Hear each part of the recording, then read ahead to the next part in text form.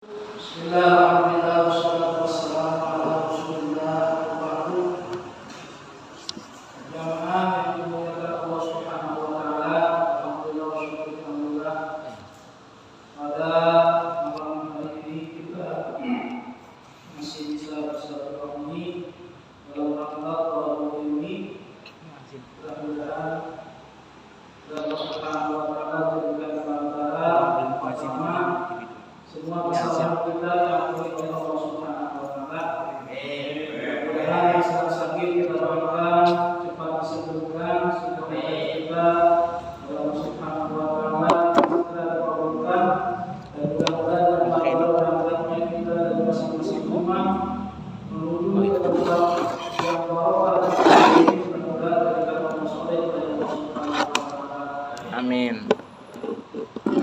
Kita akan melanjutkan pembahasan tentang fikih yang biasanya kita mengkaji kitab Kifayatul Akhlaq, dan seharusnya pada malam hari ini yaitu tentang fikih muamalah, karena kita akan menghadapi hari raya Idul Adha dibutuhkan. Maka saya berkewajiban untuk menyampaikan tentang dari itu apa itu kurban. Jadi laptop di sini. Kurban berasal dari kata Tapi di sini. kurban, merupakan sebuah masdar dari lafaz qurba. Qurba itu artinya dekat. Qurba yang kurban, dengan orang melaksanakan ibadah kurban, maka insya Allah orang tersebut akan diberikan sebuah kemudahan untuk kemudahan hidupnya kepada Allah Subhanahu wa taala. Amin ya rabbal alamin. Kabel tension. Oleh karena itu di dalam surah Al-Kautsar, bagaimana kita ketahui bersama, A'udzu billahi minasyaitonir rajim. Bismillahirrahmanirrahim. Inna a'tainakal kautsar. Fasholli li rabbika wanhar. Inna syani'aka huwal abtar. Biasanya kalau yang namanya dalil tentang Idul Adha, kurban itu berkaitan dengan ayat ini, surah ini Al-Kautsar, dari ayat 1 sampai ayat 3. Maknanya wallahu a'lam bihaqiqatil murad. Kata Allah, inna sesungguhnya kami telah memberikan nikmat yang banyak. Al-Kautsar, inna a'tainakal kautsar.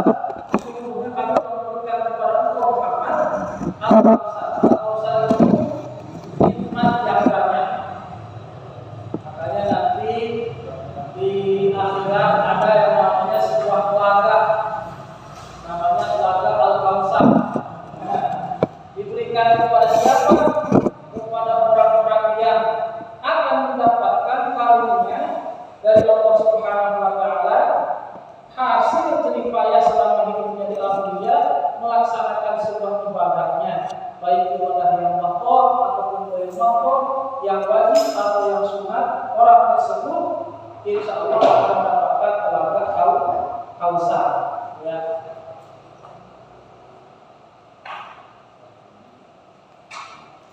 Menurut mazhab Syafi'i, ini sebetulnya saya menggabungkan dari kitab, beberapa kitab, dan juga kemarin ada keputusan dari beberapa ukilan-ukilan para ulama, ya, hasil baksul masail, pembahasan masalah-masalah agama.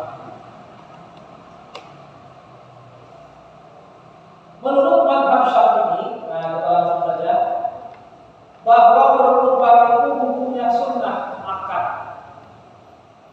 Sunnah muakkad itu sunnah yang diharuskan, dikeluarkan. Dan tidaklah orang tersebut bisa melaksanakan kurban setiap tahunnya, seperti halnya orang tersebut tergolong kepada orang-orang yang mampu melaksanakan kurban. Itu pendapat Syafi'i. Sedangkan pendapat Imam Maliki bahwa hukum berkurban wajib, kata Imam Maliki. Kalau kata Imam Syafi'i sunnah muakkadah.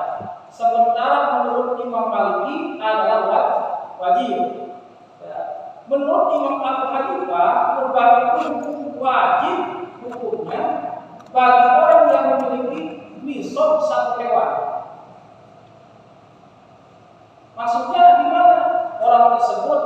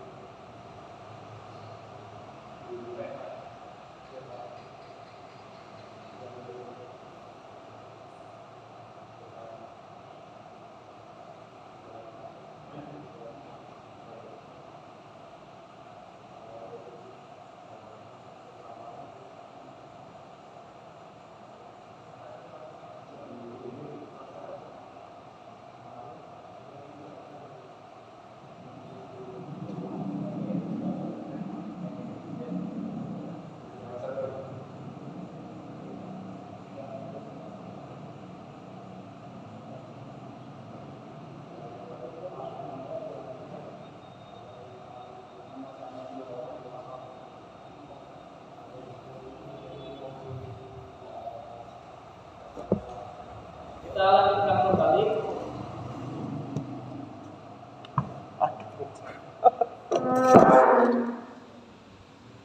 Nah, disinilah sekarang lagi ramai menjelang Idul Kurban, suka ada sindiran-sindiran biasanya.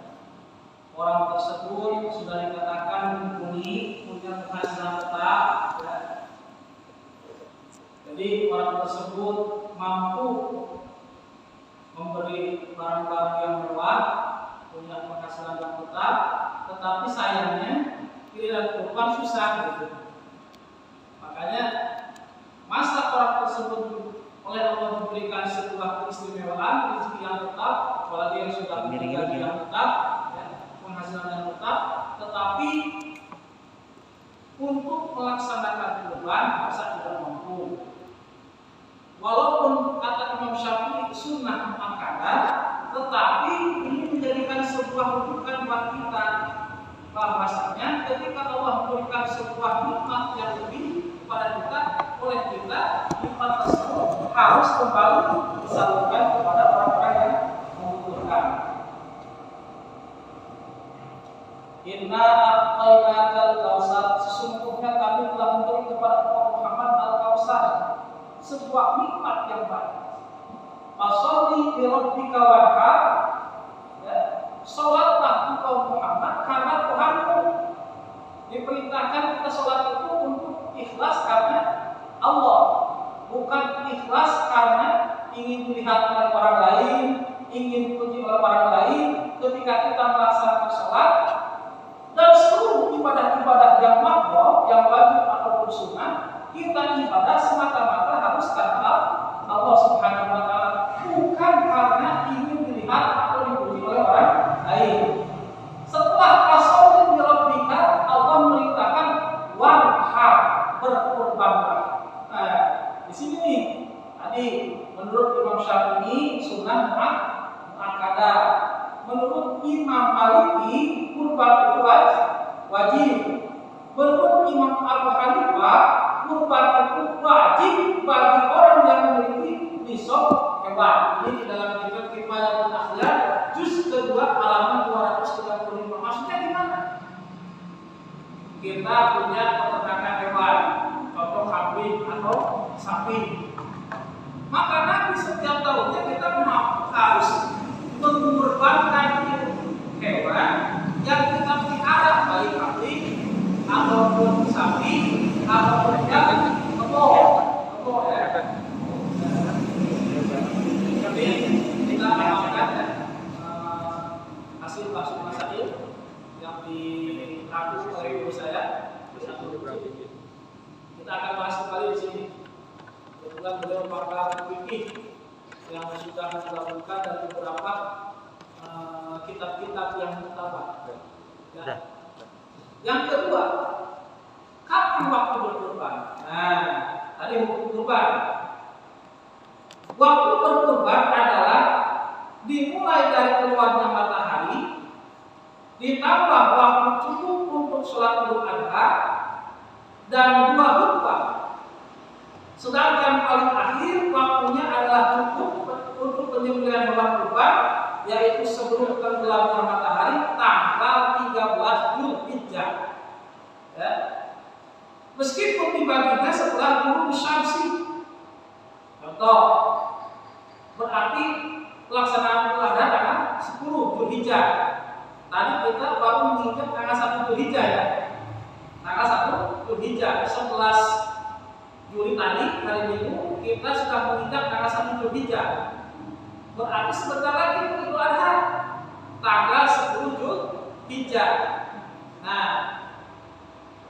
boleh di situ langsung kita melaksanakan kurban, pemotongan kurban. Saya mau pegang besok aja, tanggal tasrek 11, 12, 13. Ya, silakan. Yang penting masih berhubungan dengan kurban tanggal 10, 11, 12, 13. Ya. Bagaimana kalau misalkan tanggal 13 kita membagikannya di tanggal 13 kita menyembelih hewan kurban nih, hari terakhir hari tasrek. Kemudian dibagikannya ternyata tidak keburu, bahkan sampai malam 14 Dzulhijjah. Tidak apa-apa, silahkan. Yang penting dipotongnya ketika masih tanggal hari tasrek 10, 11, 12, 13. Lanjut. Yang ketiga, hewan kurban apabila disembelih sebelum waktunya atau sudah habis waktunya, maka jatuhnya bukan kurban. Sekali lagi, hewan kurban apabila disembelih sebelum waktunya atau sudah habis waktunya, maka jatuhnya bukan kurban. Saya lihat tadi pengen motong nih kurban nih, kambing 1, diniatkan buat kurban kan? Itu bukan kurban, nyate itu nyate. Ya. Contoh punya kambing sekarang, pengen dikurbankan sekarang, itu mah bukan kurban, biasa aja sedekah itu. Ya. Karena tidak sah melaksanakan atau memotong hewan kurban sebelum datangnya waktu Idul Adha atau habis nanti tanggal tasrek. Tidak sah dikatakan atau disebut dengan kurban. Maka jatuhnya bukan kurban kecuali kurbannya termasuk kurban nazar. Ya. Kurban nazar itu seperti takhir. Kita sudah menginginkan atau bermaksud bahwasanya saya punya tekad. Kalau saya lulus cair istilahnya proyek saya, maka saya akan kurban 1 ekor sapi, wajib dilaksanakan. Tapi lebih bagusnya ketika datang setelah selesai sholat Idul Adha sampai sebelum habisnya hari tasrek, dilaksanakannya kurban adat itu. Ya. Meskipun sudah habis waktunya, tetap harus disembelih karena jatuhnya adalah qobo. Walaupun sudah selesai tasrek, contoh kita punya tanggungan kurban adat 10, 11, 12, 13 sudah selesai, habis. tanggal 14, tanggal 15, apakah sah kita memotong hewan kurban, tapi kurbannya kurban nazar? Sah. Kalau tidak dilaksanakan, itu karena harus potong, makanya termasuk potong. Tapi lebih utamanya, walaupun itu termasuk nazar, masuknya kepada kategori dipotongnya ketika datang tanggal kurban 10, 11, 12, 13. Bagaimana kalau saya itu atau kami itu kebiasaannya hari Jumat langsung kalau kita mau kurban. Saya mau pengen motong kurbannya besok tanggal tasrik tanggal 11, 12, 13 lebih bagus. Ya. Kecuali kalau yang potongnya satu ekor kambing kayak di kampung. Ya, di kampung itu kan cepat kan namanya motong hewan kurban. Kadang-kadang jarang kan di kampung itu sebetulnya Pak, kita kalau ingin kurban itu masih banyak kita tuh harus mampu menengok pada daerah-daerah saudara-saudara kita yang ada di kampung. Susah Pak. Paling yang namanya di kampung itu sudah menemukan satu ekor kambing juga sudah alhamdulillah. Ya, biasanya. Lanjut. Kurban ada dua jenis. Pertama kurban sunnah, yang kedua kurban wajib. Untuk kurban sunnah, orang yang berkurban disunnahkan untuk ikut memakan dagingnya, makanya dijelaskan bagi kami. Ya. Disunnahkan untuk ikut memakan dagingnya sebagai bentuk tabaruk itu mengambil berkah. Ya. Sedangkan kurban wajib atau nazar pasti, ya, awas. Maka orang yang berkurban tidak boleh ikut makan bagian dari kurban tersebut. Kalau terlanjur, maka orang tersebut wajib mengganti sebanyak yang dia konsumsi atau dengan daging yang lain. Di dalam kitab Masya Mujahid. Makanya bagusnya kalau ada yang jaga atau yang ada yang kurban kecil ini, tadi oleh Bapak ini kurbannya masuk kepada kurban sunnah atau kurban wajib, kurban nazar. Maaf PKM kami ini kurban nazar, udah nggak boleh dikasih Pak. Kalau misalkan Pak saya tetap pengen memakan yang dikurbankannya itu, maka wajib mengganti ya, sebanyak daging yang kita konsumsi. Contoh, ya istilahnya ketika orang tersebut oleh dikasih, ya, karena mereka nggak tahu.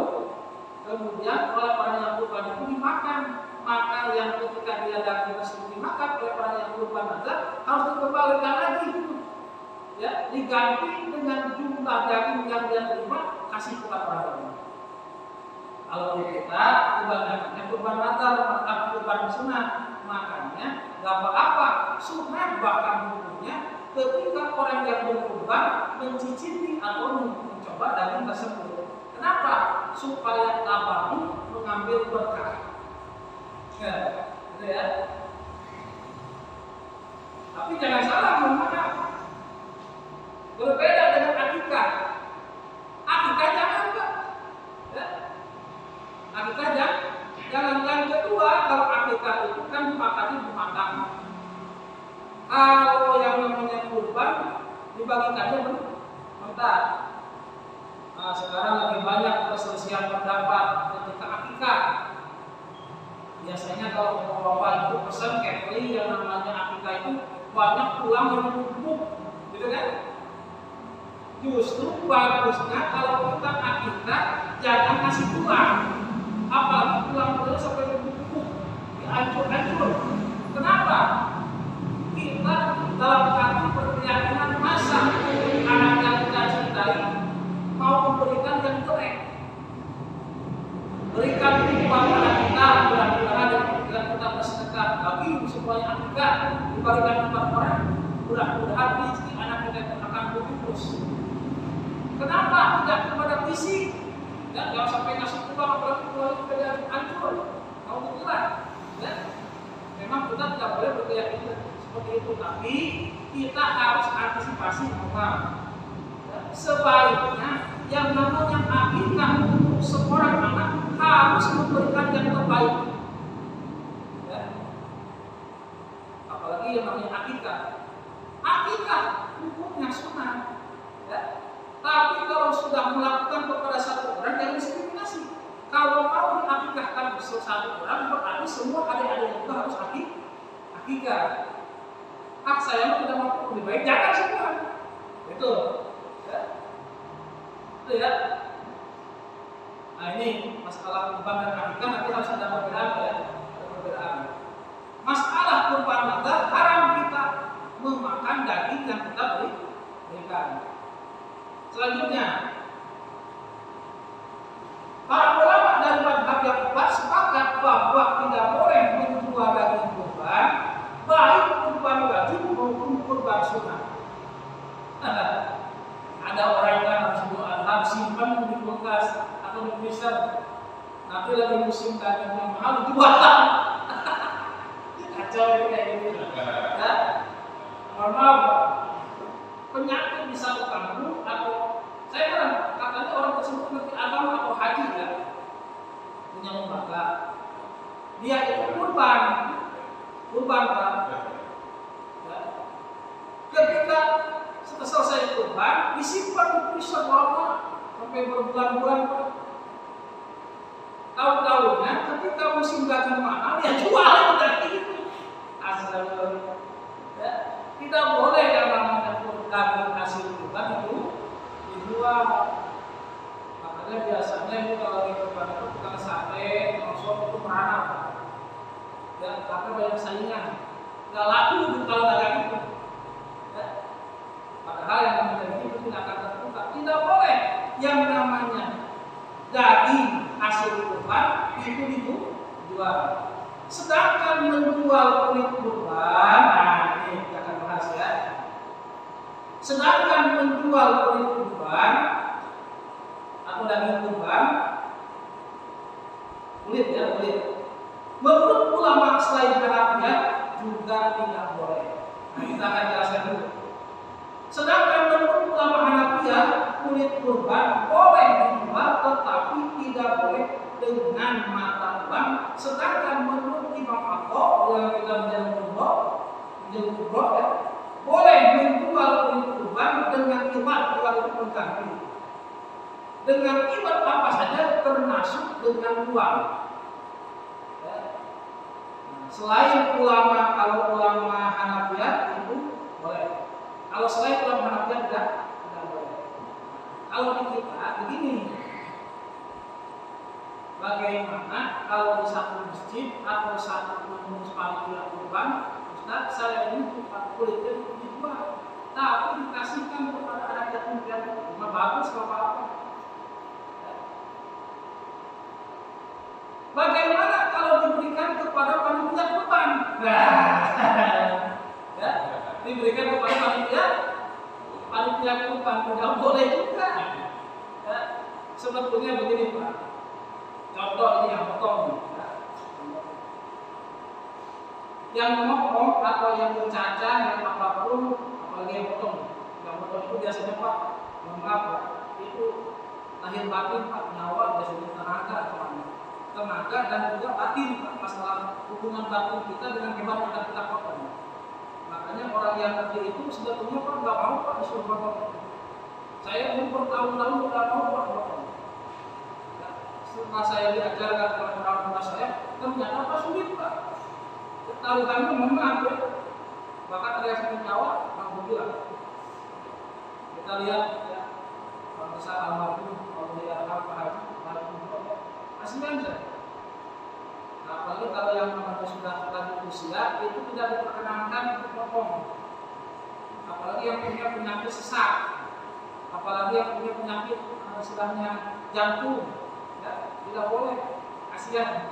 Takutnya nanti di tengah jalan, alhamdulillah ya, tidak diinginkan. Ya.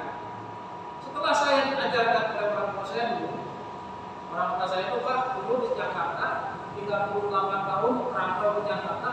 Kalau untuk kurban biasanya mau sapi 20 tua sendirian, kambing 35 sendirian, selesai semua itu. Jago itu orang tua saya dulu. Nah, kembali kasih tahu. Contoh yang haram meminta kepada wanita. minta daging, pahami bos saya tidak boleh. Ya. Kecuali ditawari, diberikan oleh orang yang kurban. Karena ini yang kurban menitipkan ke masjid, maka DKM harus lebih. Mohon maaf Pak, Bapak mau pengen apa? Ya. Tidak boleh saya request dicontoh. Kemarin nanti mungkin dia paha sapi satu. Jangan, tidak boleh. Ya. Nah, kenapa orang yang kurban atau panitia itu harus memperhatikan itu? Itu semata-mata penghormatan kita kepada orang yang sudah membantu kita. Dari seluruh biaya kurban, orang yang istilahnya mulai cacahan, bungkus-bungkus, itu kan ditanggung oleh orang yang berkurban itu. Awas juga yang setor. Wah, di DKM muda itu biasanya satu sapi itu kan gede biayanya. Berarti Ustaz itu mendapatkan seperti itu? Enggak, alhamdulillah. Jangan. Ya. Dari sekian biaya itu kan itu dibagi-bagi. Buat ini, buat itu. Jangan suka dibaca Pak yang potong itu. Yang potong tidak boleh atau panitia minta kepada panitia yang inti atau yang kurban, saya ini tidak boleh. Kecuali kalau ditawar, tapi selain ditawari lah. Mau nggak ini? Ya udah silakan. Nah ini Pak, bahaya ya. Kalau misalkan kita itu request kan, apalagi mohon maaf, orang sudah kurban ada, tapi malah ngambil. Di kampung itu ada yang kurban ada, satu kambing, ya, tapi pesan kepada panitianya, tolong ya itu nanti masalah paha kambing itu buat saya pisahkan, itu sama dengan tidak kurban. Nah, yang lebih bagus lagi Pak, orang kurbannya kurban sunnah. Dia mendapatkan, walaupun sunnah itu mendapatkan jatah kurban daging, tapi dia lebih hebat lagi menyedekahkan kepada orang yang ada di pelosok-pelosok, orang yang tidak mampu, yang belum pernah mencicipi daging selama seumur hidupnya. Itu yang hebat lagi.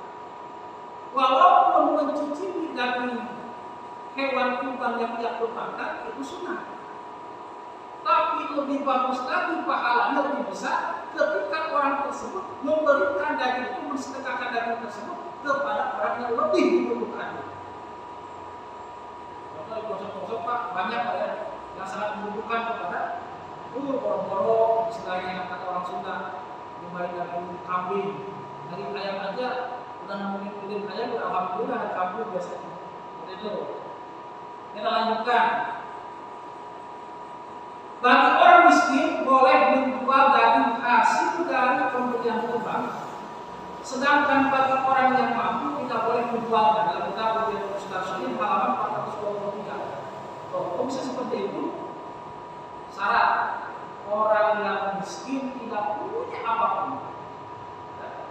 Pekerjaan aja nggak punya, hasil nggak punya, beras aja nggak punya, ya.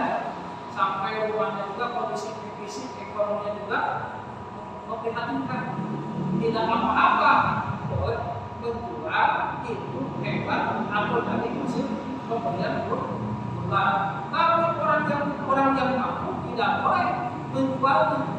Lebih bagus kalau mau sedekahkan kepada orang yang membutuhkan. Lanjut.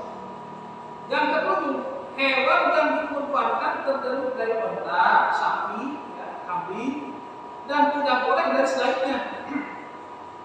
Nah, ini menurut kitab Bait Al-Adhan dari 2 halaman 126. Sedangkan menurut Ibnu Abbas dibolehkan kurban ayam, angsa, ya, atau entok kata orang Sunda itu, terutama bagi orang yang tidak mampu untuk berkurban kambing. Dalam kitab Riyadhus Shalihin begini, orang nanti yang berkurban ketika datang hari kiamat Pak, dijemput oleh hewan yang dikurbankan, duduk langsung di atas kuburannya, menjemput.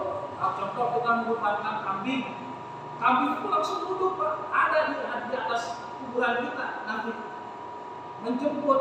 Nah, tapi kan kalau kambing kan ada pegangannya tuh tanduk, sapi juga ada tanduk, kebo juga ada tanduk. Cuma yang pegang ini. Kalau nanti kita kurbannya kurban ayam atau angsa, apa yang dipegang itu? Ya, masa ininya lehernya gitu kan? Nah, itu menurut Ibnu Abbas bukan ke situ maksudnya. Daripada kita tidak punya kambing, sapi, kebo, dan ingin mendapatkan pahala sedekah kurban, dapat apa? Potong itu ayam itu sedekahkan, bagikan kepada orang lain. Atau kita punya bebek, potong kasih kepada orang lain, gitu ya. Itu menurut Ibnu Abbas. Tapi kepada umumnya kalau yang namanya hewan yang dikurbankan adalah sapi, kambing, kebo, unta.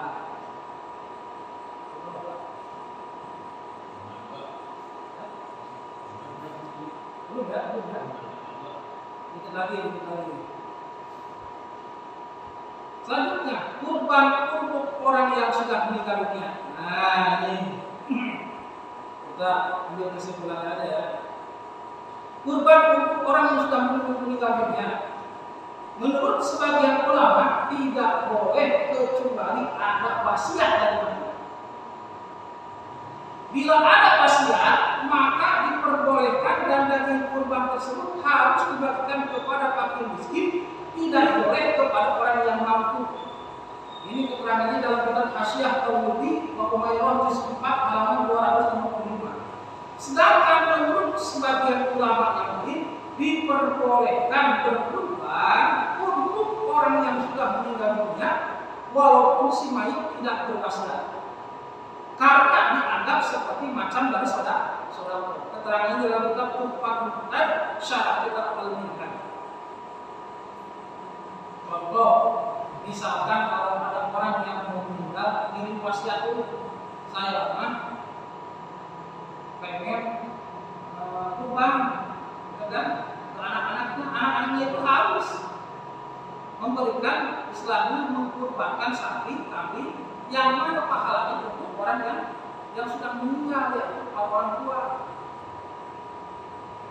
Atau begini, ketika orang tersebut masuk ke dalam list 7 sapi, atau ya 7 kelompok, besoknya orang tersebut meninggal. Besoknya orang tersebut meninggal. Nanti itu ada dua. Kalau misalkan termasuk wasiat atau kurban nazar, maka anaknya tidak boleh memakan. Tapi kalau misalkan itu termasuk kurban sunnah, maka silakan keturunannya memakan itu daging yang dikurbankan. Tapi lebih bagusnya, apalagi untuk orang tua yang sudah meninggal, lebih bagus disedekahkan kepada yang membutuhkan, khususnya kepada fakir miskin. Itu. Kemudian syarat hewan yang dijadikan kurban harus selamat dari cacat yang bisa mengurangi daging.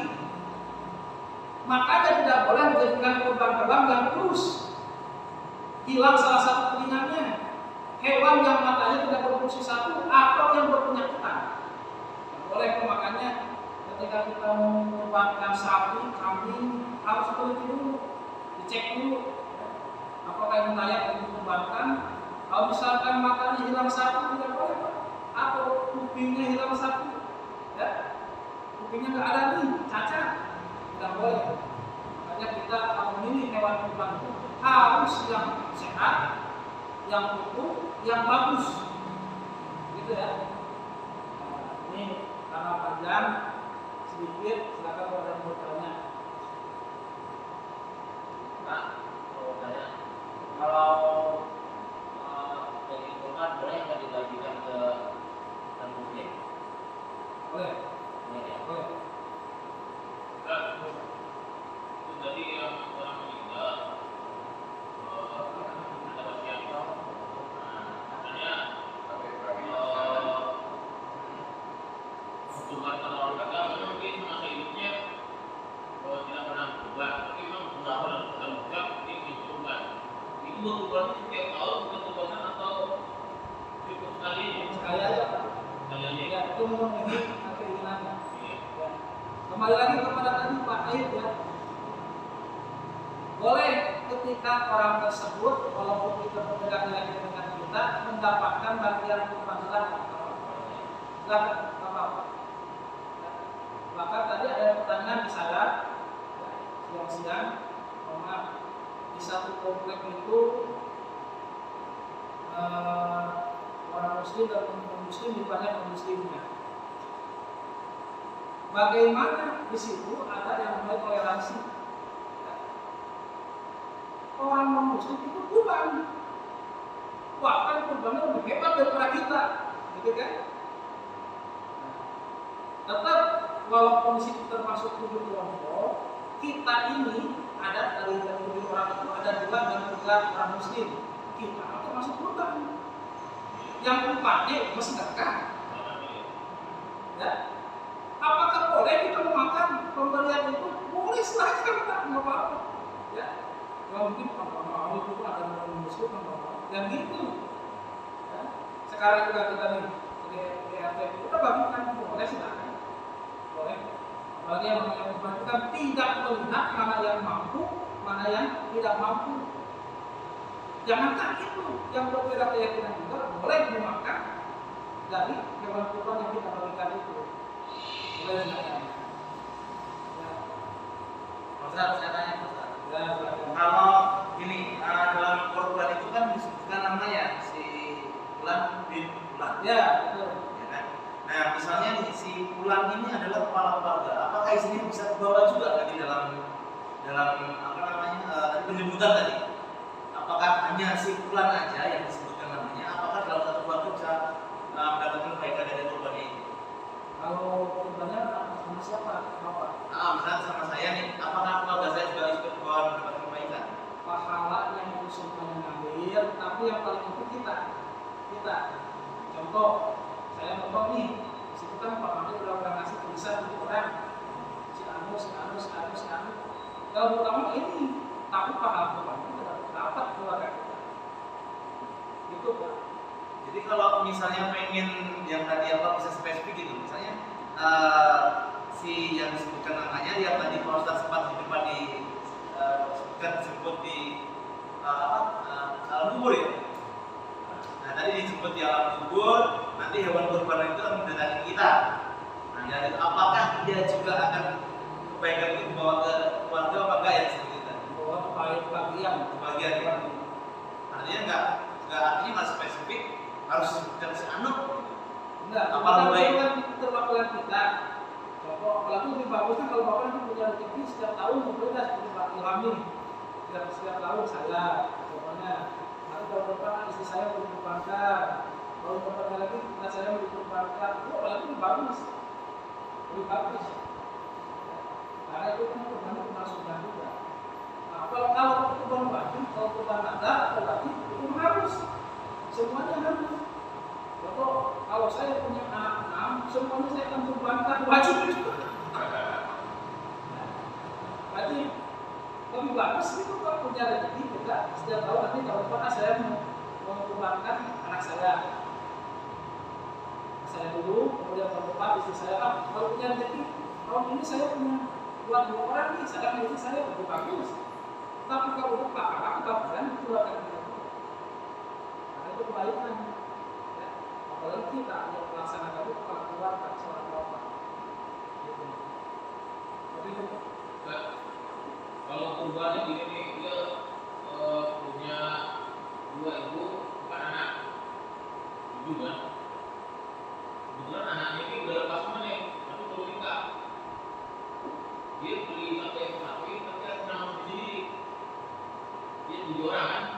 Dia sama bapaknya, nanti ibunya, 1, anak 2, anak 3, anak 4, 7 satu sapi. Ini juga gimana? Apa ada jatuhnya keluarga nama jatuhnya itu si bapaknya gimana? Bapak beli sapi 1. Ya, tapi namanya kayak gini kan mau juga nih. Jadi ibunya namun juga 1, bapaknya namun juga, anaknya kayak sendiri. Jadi 7 orang nama. Jadi 7 sapi. Nah, ini sebenarnya kurban kepala keluarga atau gimana sih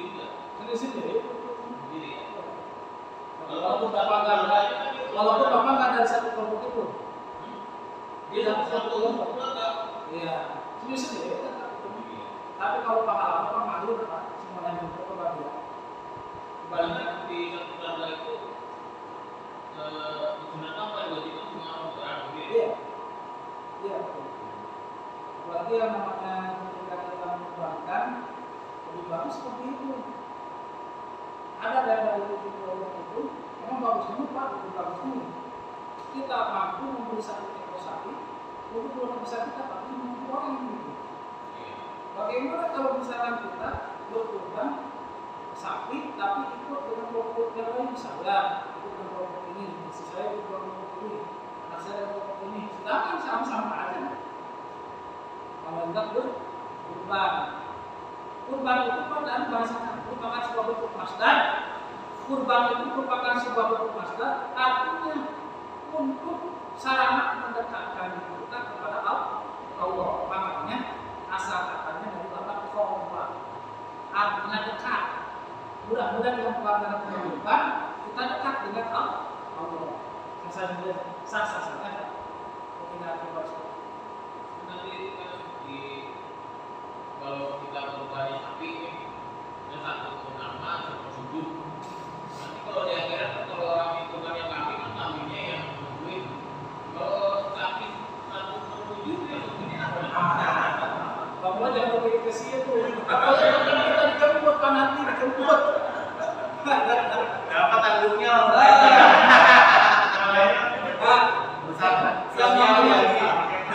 Yang namanya orang kurban sapi, kita jangan menganalogikan gini. Wah, berarti nanti sapi yang tikusnya pakai puyuh. Iya.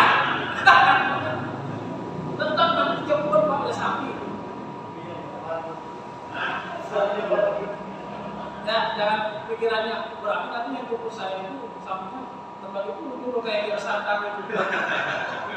Main tempat tanduknya.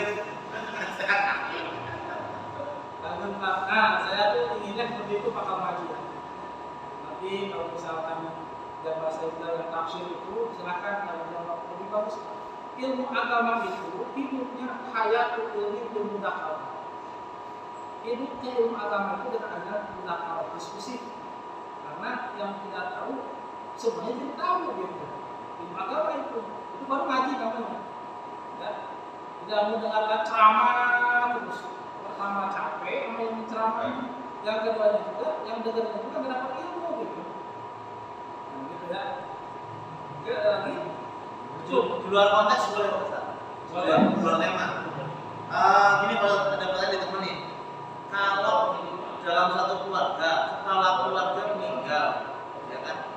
Apakah saya dengar itu anak-anak daripada dia itu menjadi tanggung jawab keluarga si dia laki-laki, benar nggak?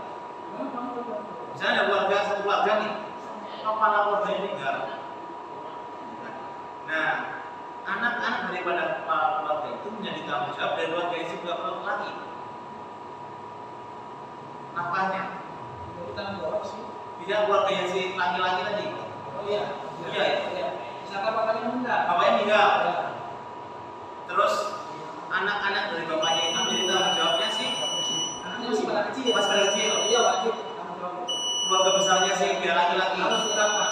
Harus dinafkahi. Ada batasan apa nggak? Apakah ada pendidikannya, makannya? Sampai nanti rumah tangga Pak. Oh sampai berumah tangga. Tapi pendidikannya harus dijamin. Pendidikannya dijamin. Nah kalau yang istrinya? Nah lebih bagus istrinya yang membiayai. Kalau dia mampu. Enggak, istrinya itu menjadi istri yang meninggal itu jadi tanggung jawab keluarga besarnya laki-laki nggak? Oh enggak, hanya anaknya aja. Alhamdulillah, ada lagi ya. Iya. Alhamdulillah, alhamdulillah, mudah-mudahan ada manfaatnya. Kita selalu dijauhkan dari musibah, dari bahaya, dari wabah. Mudah-mudahan kita selalu disehatkan. Rezeki kita Allah Subhanahu wa taala berkahkan dan selalu dikabulkan semua hajat kita. Amin ya rabbal alamin. Wallahu a'lam bishawab wa barakallahu hasanah wa qul hasanah wa qul alhamdulillah. Assalamualaikum warahmatullahi wabarakatuh. Waalaikumsalam warahmatullahi wabarakatuh.